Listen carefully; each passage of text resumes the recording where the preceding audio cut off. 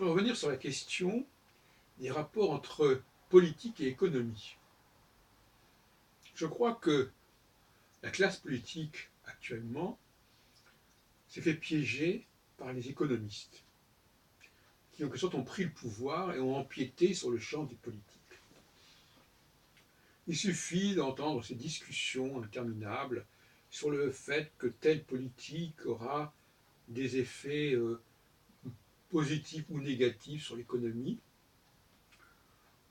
et que par conséquent, une politique qui ne résoudrait pas les problèmes économiques ne serait pas viable.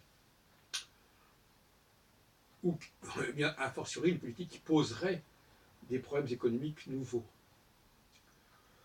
En réalité, nous savons fort bien que le bonheur des sociétés ne dépend pas uniquement, ni même essentiellement, du pouvoir d'achat, mais d'un certain nombre de représentations, d'un certain nombre de valeurs qui sont reconnues ou pas. Donc, le bonheur des sociétés dépend largement d'un travail sur un certain nombre de valeurs dont on peut modifier l'appréhension et la signification. Autrement dit, le président François Hollande n'avait pas à faire des promesses économiques, notamment concernant la question du chômage. L'homme politique doit être capable de jouer sur les représentations et non pas sur les réalités économiques, ce qui n'empêche pas qu'il puisse y avoir des effets et des interactions. Mais ce n'est pas le but, ce n'est pas l'enjeu. On voit très bien qu'il y a des questions éthiques, on le voit avec l'affaire Fillon, qu'il y a des questions religieuses, des questions concernant le patriotisme, qui ne sont pas, à proprement parler, économiques, même si elles peuvent avoir des implications dans ce domaine. Donc, que ce soit Benoît Hamon ou Marine Le Pen, ces gens-là ont raison de résister à la pression économique.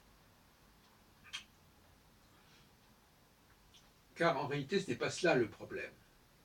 Et c'est d'ailleurs une très bonne nouvelle, car ça montre que même les situations économiques les plus inquiétantes ne sont pas les problèmes principaux qui nous concernent politiquement et socialement. Laisser croire que le bonheur des sociétés est lié à la situation économique est une plaisanterie.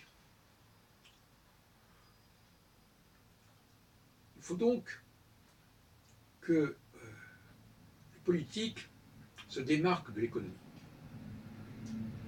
ne laissent pas empiéter son domaine par l'économie. Alors il est vrai que il est parfois plus facile de réfléchir sur des questions économiques que sur les questions fiscales, que sur les questions philosophiques ou théologiques. Par conséquent, il est humain de préférer parfois certains types de discussions à d'autres. On préfère inviter un économiste qu'un théologien, un entrepreneur qu'un philosophe. Or, quand on écoute les discussions politiques, on entend des choses du genre Hamon et Le Pen, ce sont des utopistes qui vont amener la France dans la catastrophe. Sur ce point, il faut quand même préciser que, et c'est peut-être le tort de Hamon et de Le Pen, de laisser croire qu'ils vont modifier la situation économique. Parce que, en voulant modifier la situation économique, ils risquent fort de la dégrader encore plus. toutes sortes de raisons. En revanche, s'ils s'en tenaient à des considérations philosophiques, morales, éthiques, là, je crois qu'ils auraient plus de chances de l'emporter. Donc le piège du dialogue avec les économistes, il faut l'éviter. En tout cas, il faut l'éviter pendant la campagne présidentielle. Après, lorsque l'on est au pouvoir, il faudra bien effectivement débattre des questions économiques. Et ce ne doit pas être une question préalable à l'élection. Parce que, prenons le cas de Hamon, le fait de porter un autre regard sur le travail, c'est déjà énorme. Et ça veut dire que dans une société, les choses sont perçues autrement. Donc le regard que nous portons sur les situations est au moins aussi important que les situations elles-mêmes. Dans une société où le chômage n'est pas perçu comme un stigmate, eh bien les gens sont plus heureux, donc là ceux qui sont au chômage. Alors qu'on n'a rien changé, on a simplement changé le regard, changé l'éthique, la valeur. Et le politique est capable, c'est même son rôle principal, de jouer sur ces valeurs. Il n'est pas censé maîtriser les questions économiques, mais il est censé maîtriser les questions morales et politiques.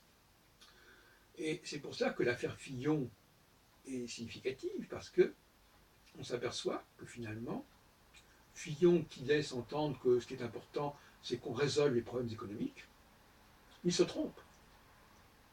Et je crois que le peuple a raison ici, de dire que quelqu'un comme Fillon, il ne met pas à l'aise le peuple, il ne met pas à l'aise les votants.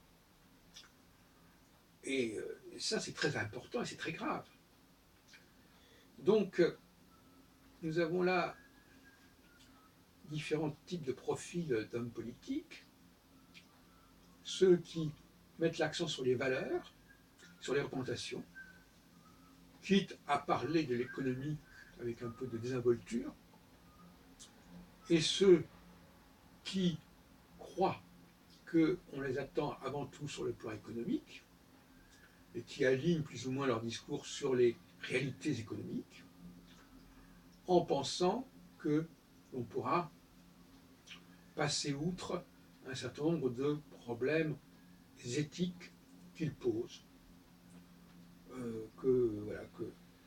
Voilà donc à mon avis ce que je voulais vous dire, n'est-ce pas?